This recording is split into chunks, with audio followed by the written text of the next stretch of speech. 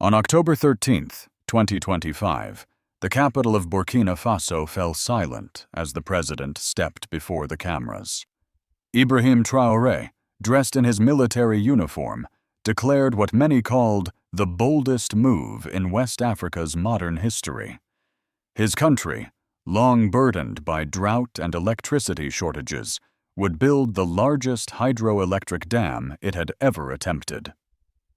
The project would rise on the Black Volta River, close to the Ghanaian border, with a price tag of $500 million and the promise of power for 2.5 million people. It was more than a plan for clean energy. It was a declaration of intent, a message that Burkina Faso would no longer accept dependence or obscurity. The announcement rippled far beyond Ouagadougou. Energy analysts, diplomats, and environmentalists around the world were stunned. The partnership with Russian engineers gave the project both strength and controversy. Moscow would provide the technology and expertise, while Burkina Faso would supply the land, labor, and national pride. To supporters, it symbolized Africa's determination to take control of its own development. To critics, it was a high-stakes wager that could backfire politically, economically, and ecologically. Inside the country, emotions mixed between pride and apprehension. Citizens in cities like Bobo-Dioulasso and Banfora celebrated the possibility of lighted homes and functioning clinics. Rural farmers whispered about new irrigation and fresh hope. Yet many asked the same question: how could a small, struggling nation afford such a massive undertaking? Would corruption, delays, or poor planning ruin the dream before it even began? The president called it a national rebirth, vowing that this dam would not only power cities, but also rebuild faith in leadership. His words stirred optimism, but also raised expectations he could not easily retreat from. The Black Volta project had become more than a construction plan. It was now a test of courage, discipline, and destiny for an entire country. Can Ibrahim Traoré transform risk into renewal, or will history remember his dam as the moment ambition outpaced reality? The world, waiting and watching, holds its breath. In the weeks after the announcement, the vast plains of southwestern Burkina Faso began to change. The calm waters of the Black Volta River became the stage for a national experiment. Bulldozers arrived with roaring engines. Engineers unfolded blueprints, and soldiers directed traffic through villages that had once known only the sounds of livestock and wind. For the first time in decades, hope and fear moved side by side.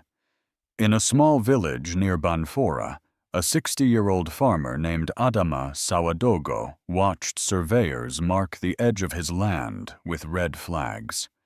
The officials told him that within a year his fields would be underwater. For Adama, who had grown up tending sorghum and millet with his father, the river had always been a gift. Now it had become a boundary between the past and an uncertain future. He did not curse the project. Instead, he stood quietly, listening to the low hum of machines in the distance. "If this dam brings light to my grandchildren's home, then my loss may have meaning," he said softly, brushing dust from his hands. "But I pray the promises are not forgotten once the water rises." Across the valley, dozens of families faced the same dilemma. Some packed their belongings early, unsure when government resettlement teams would arrive. Others waited, reluctant to leave the graves of their ancestors. Officials from the Ministry of Energy visited weekly, assuring residents that compensation and new housing were part of the plan. They spoke of community training programs that would teach local workers to operate turbines and maintain solar panels. Their words carried ambition, but also uncertainty. Many villagers had heard similar pledges before, in smaller projects that never fully delivered. In Ouagadougou, university students spoke about the dam with a mix of excitement and skepticism. At the Polytechnic Institute, engineering students debated whether Burkina Faso had the technical capacity to manage such a complex project. Some saw it as an opportunity to gain skills that could finally keep young professionals from leaving the country. Others feared that foreign experts would dominate the process, leaving locals to handle only minor labor. "We must be more than spectators in our own story," one student said during a campus meeting. "If we fail to learn from this project, it will not be a national rebirth. It will be another missed chance." The government worked to assure people that the project would include them. Training centers opened in Bobo Dioulasso, where young men and women learned the basics of hydroelectric engineering, welding, and environmental management. Posters across the city displayed the slogan, "Light for every home, work for every hand," and the campaign drew thousands of applicants. By the end of 2025, over 15,000 Burkinabe were employed in construction, logistics, and research. Among them was a young woman named Mariam Ouedraogo, a 25-year-old technician who had studied renewable energy. She traveled from the capital to the dam site, determined to prove that women could contribute to the nation's transformation. Each morning she adjusted her safety helmet, joined the engineers by the riverbank, and took measurements of soil density. "This is not only a project of men," she said to a visiting journalist. "It is a project for every citizen who wants to see a brighter Burkina Faso." The human stories multiplied as work advanced. Market vendors near the construction site saw their income rise from serving food to workers. Teachers in temporary schools spoke of children drawing pictures of turbines and rivers. For the first time, national pride began to feel tangible. Yet in the midst of this optimism, unease persisted. Environmental officers warned that the displacement of over 4,000 villagers required careful planning. Some communities still lacked clear timelines for relocation. Rumors spread that payments were delayed.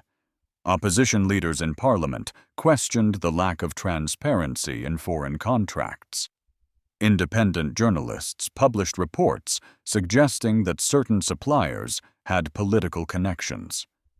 The administration denied all accusations, emphasizing that full audits would accompany each construction phase.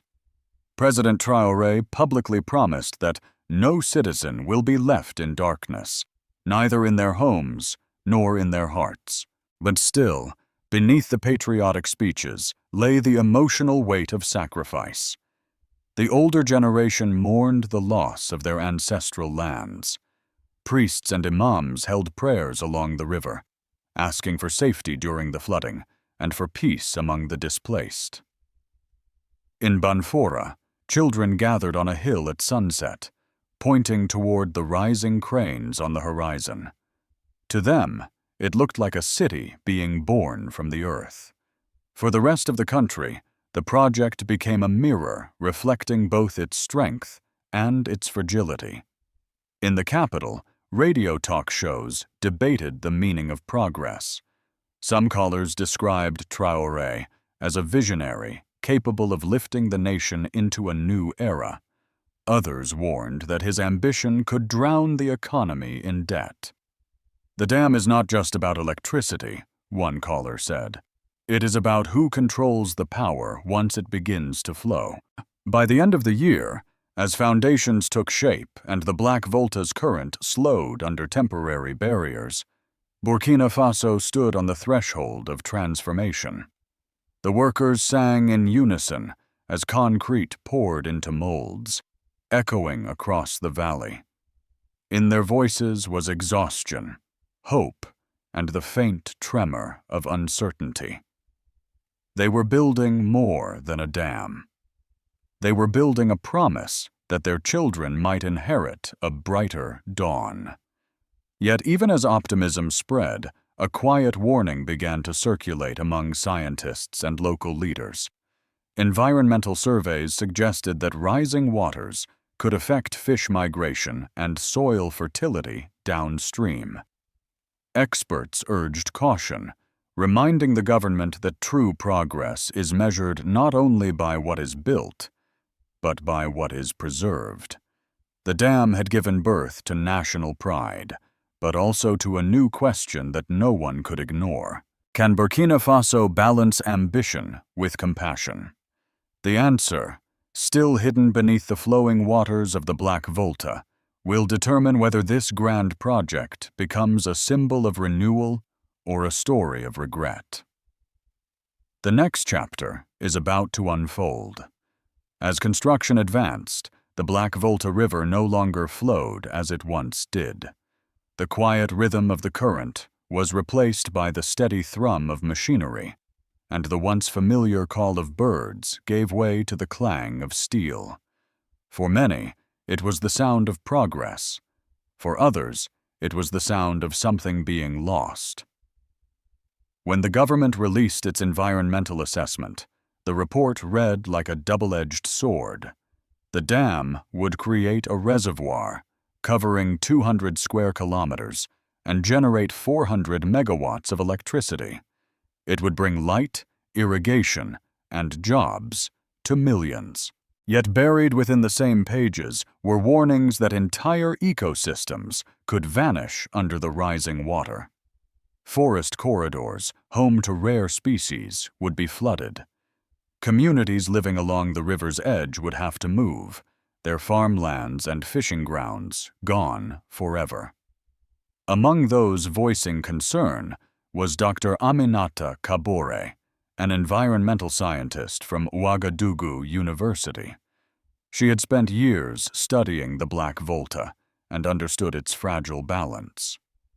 When you alter a river, you alter everything that depends on it, she explained during a televised interview. The promise of progress must be matched by respect for the environment. Otherwise, what we gain in electricity, we lose in life.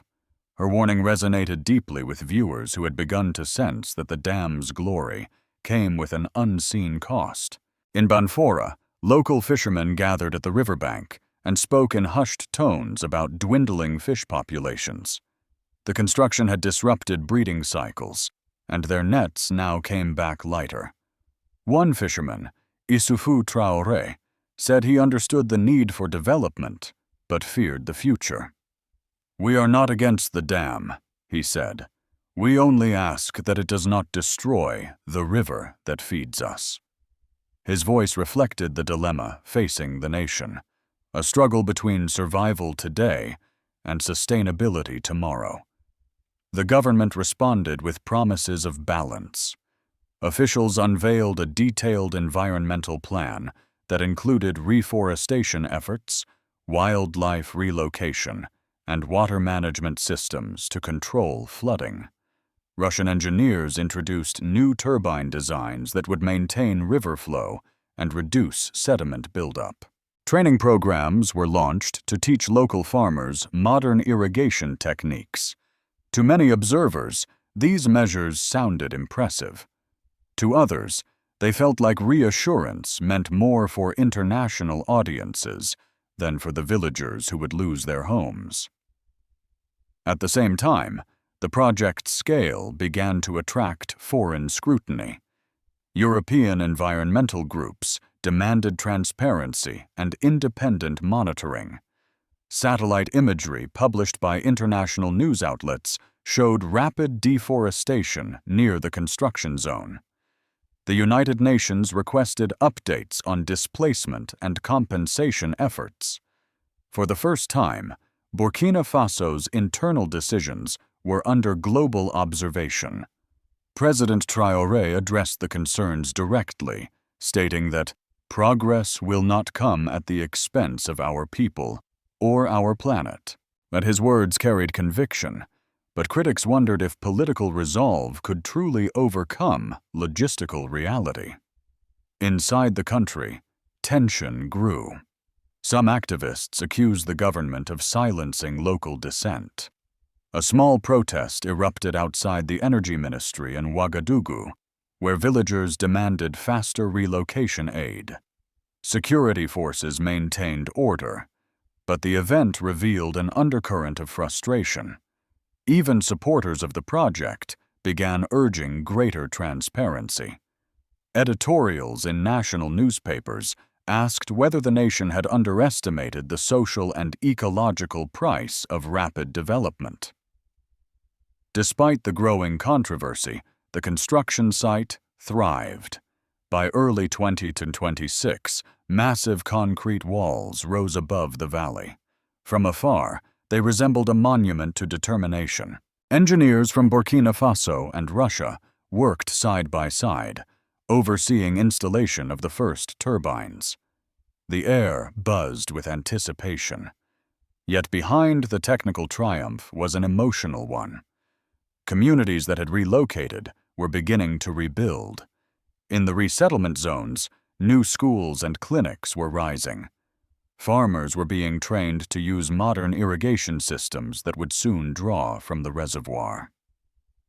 Hope persisted, even as the landscape transformed beyond recognition. In one resettled village, an elderly woman named Safiatou walked each evening to the top of a hill overlooking the dam site. She carried a small wooden carving of a fish, a gift from her late husband, who had been a fisherman. "He would have loved to see this light," she said, watching the glow of construction lamps in the distance. "But I still pray that the river forgives us." Her words captured the quiet conflict within the nation's heart, the desire to move forward without losing what made them whole. By mid-2026, the environmental debate had shifted into something larger. It was no longer just about soil, trees, or water. It was about identity and responsibility.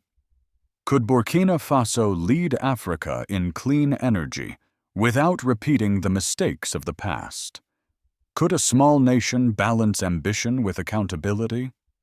The dam had already become a symbol of pride, but also a test of wisdom. As the first rains of the season began to fall, the Black Volta swelled against the new concrete barrier. The turbines stood ready. Citizens across the country listened to radio updates, waiting for the announcement that electricity was finally flowing. When the moment came, cheers erupted in homes and streets alike. For a brief time, the nation believed that light could wash away all shadows. Yet for every watt of power generated, a sealant question remained suspended in the air. How much can a nation transform before it changes what it truly is? As the turbines of the Black Volta Dam began to turn, a new kind of power started to flow through Burkina Faso. It was not only electricity, but political energy, the kind that reshapes alliances and challenges the status quo. The dam, once seen as an engineering gamble, had become the centerpiece of a much larger story. It was now a stage on which the struggle for influence, independence, and control unfolded. For President Ibrahim Traoré, the project was more than a symbol of modernization. It was a declaration of sovereignty. For decades, Burkina Faso had relied on imported fuel and the goodwill of international donors. Now, through this monumental effort, the nation sought to define its own destiny. When Traoré appeared before the National Assembly, he spoke with a steady voice. "We are not seeking isolation," he said. "We are seeking dignity. A nation that cannot power itself cannot truly be free." His words were met with applause at home and curiosity abroad. The partnership with Russia added a complex layer to this narrative. Russian engineers worked on the site, while Moscow's diplomats praised the project as proof of South-South cooperation. Yet in Washington and Brussels, alarms were quietly raised. Western analysts saw more than turbines and concrete. They saw a strategic move in the growing contest for influence across Africa. American think tanks published reports suggesting that the dam could mark the start of a new era of Russian engagement in the Sahel, one that might shift regional loyalties away from the West. Behind closed doors, U.S. officials debated whether to respond with investment or caution. Some argued that the United States should offer technical assistance in renewable energy to counterbalance Russian influence. Others believed it wiser to simply observe and avoid deep involvement in a politically fragile region. Across the Atlantic, European leaders expressed both admiration and unease. France viewed the project through the lens of its colonial legacy, seeing in Traoré's defiance a signal of waning Western authority. Germany's environmental experts praised the focus on renewable energy, but also warned about governance and corruption risks that could undermine long-term stability. Within Africa, reactions were equally divided. In Ghana, agricultural authorities monitored water levels closely, worried that the dam might affect downstream irrigation. In Côte d'Ivoire, energy officials explored the possibility of joint grid connections. Leaders in Mali and Niger, inspired by Traoré's boldness, began to discuss their own hydropower projects. The African Union publicly congratulated Burkina Faso for pioneering a path toward sustainable independence, while privately urging transparency and regional consultation. Inside Burkina Faso, the dam became a tool of political identity. Government media presented it as proof of Traoré's vision, airing daily reports of progress and human success stories. The president's popularity soared, especially among rural populations who finally saw development reach their villages. The military, long a decisive force in national politics, aligned itself closely with the project, calling it a pillar of stability. But opposition voices began to emerge, arguing that the government was using the dam to consolidate power and silence critics. They warned that over-centralization could turn a symbol of progress into an instrument of control. At the same time, security challenges loomed large. Insurgent groups operating in the northern regions saw the dam as both a target and an opportunity. Intelligence agencies intercepted communications suggesting plans to disrupt supply lines or sabotage construction. In response, the government deployed additional troops to secure the project and neighboring towns. The dam site transformed into a fortified zone with constant patrols, floodlights, and surveillance drones. Traoré personally visited the troops stationed there, reminding them that defending the dam meant defending the future of the nation. Internationally, the project began to alter perceptions of Burkina Faso. Once labeled as one of the poorest and most unstable countries in West Africa, it now appeared as a rising power with strategic ambition. Delegations from China and India visited Ouagadougou, expressing interest in investment opportunities. Global news outlets featured stories of how a small country had dared to reshape its destiny through innovation and partnership. Yet behind the optimism, diplomats whispered about the delicate balance Traoré was attempting to maintain. By aligning too closely with Russia, he risked alienating Western partners whose aid and trade relationships still played vital roles in the economy. Economically, the dam started to yield tangible benefits. Energy exports to neighboring countries generated new revenue. Local industries began to flourish under stable electricity supply.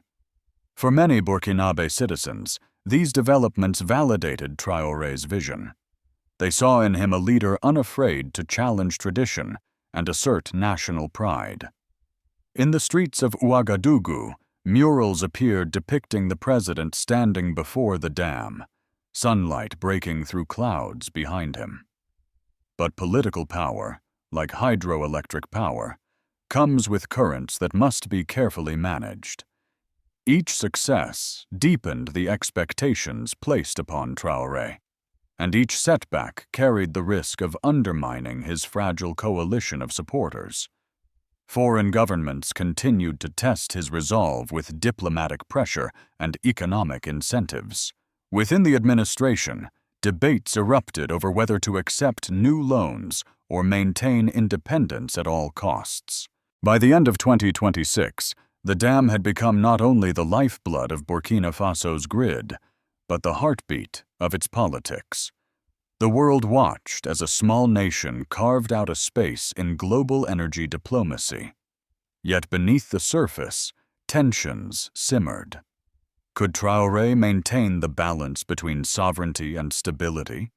Could he navigate the dangerous waters of geopolitics without losing control of the current he had unleashed? The answer, many believed, would define not only the future of Burkina Faso, but the destiny of an entire region where power, both electrical and political, was now flowing in unpredictable directions. By early 2027, the Black Volta Dam was no longer just a national achievement. It had become a symbol studied in universities and debated in foreign ministries from Washington to Beijing. What began as an ambitious infrastructure project had evolved into a case study in modern geopolitics and human resilience. The world could not ignore the fact that a country once written off as impoverished had built one of the most advanced renewable energy systems in West Africa.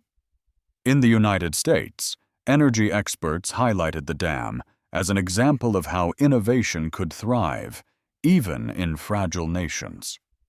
They noted its integration of hydro and solar systems, calling it a model of sustainable development. Yet American policymakers watched with caution. They admired the success, but worried about the expanding role of Russian engineers in the Sahel region. Several analysts urged Washington to re-engage with African infrastructure through fair partnerships rather than through competition. Others saw Burkina Faso's achievement as a sign that African nations were rewriting the rules of global cooperation. In Europe, the tone was one of respect mixed with self-reflection. France and Germany sent environmental consultants to observe the long-term ecological management of the reservoir. Their reports praised the transparency of community resettlement and the inclusion of local workers. European media portrayed the dam as proof that African leadership could align growth with sustainability without relying on constant aid. Across Africa, the reaction was emotional. From Mali to Ghana, leaders referenced the project as evidence that regional cooperation could overcome historical dependency. Energy ministers spoke of new joint grids and the dream of a self-powered continent. African news outlets called Ibrahim Traoré a visionary who had turned water into influence and sovereignty into light. Russia claimed diplomatic success, presenting the dam as a demonstration of its engineering capacity and willingness to invest where others hesitated. China and India, always attentive to development opportunities, signaled interest in renewable partnerships with West African nations. Inside Burkina Faso, ordinary citizens continued to feel the changes daily. Clinics ran refrigerators without interruption. Children studied at night under steady electric bulbs. For many families, the transformation was no longer an abstract promise, but a living reality. The dam had not only generated energy, it had illuminated hope. Still, as international praise grew, one question remained quietly unresolved. Could this triumph sustain itself without losing the integrity that gave it birth? For all its success, the Black Volta Dam remained a test of endurance, leadership, and balance. The light it produced was real, but its future depended on whether the nation could guard it wisely. As the sun sets over the Black Volta, the water glimmers with the reflection of turbines that never rest. The sound of flowing current carries across the valley, mingling with the hum of new life in the villages nearby. Children play under electric lights for the first time. Farmers water their fields long after dusk, and teachers stay late to help students study. What once was a dream has become the pulse of a nation reborn. Yet beneath the glow of progress lies a quiet unease. Every revolution carries its own shadow. President Ibrahim Traoré walks along the dam during one of his evening inspections. The air smells of wet concrete and fresh grass. He watches the lights stretching toward the horizon and knows that this structure will define his legacy. To some, he is the hero who brought power to millions. To others, he is the gambler who risked everything on a single bet. The truth lies somewhere in between. The dam has united his people, but it has also bound them to a future that demands constant vigilance. Across the world, analysts continue to study the project. Some call it the dawn of African independence in the energy sector. Others warn that unchecked ambition could turn this success into an environmental and economic burden. Climate experts remind the government that even renewable power must coexist with the delicate balance of nature. Economists caution that managing prosperity can be as difficult as achieving it. And for the people who live closest to the dam, daily life is a reminder that every drop of progress comes at a price. Still, the story of Burkina Faso is not one of despair. It is a testament to what courage, cooperation, and faith can achieve when guided by purpose. The Black Volta Dam has become a symbol of hope for a continent often defined by struggle. It shows that light can rise from hardship and that determination can reshape destiny. If this story has stirred something within you, take a moment to reflect. What does it mean to build, to risk, and to believe? Share your thoughts, speak your truth, and let the conversation continue. May the light of Burkina Faso remind us all that progress, when rooted in faith and compassion, is the most powerful force of all.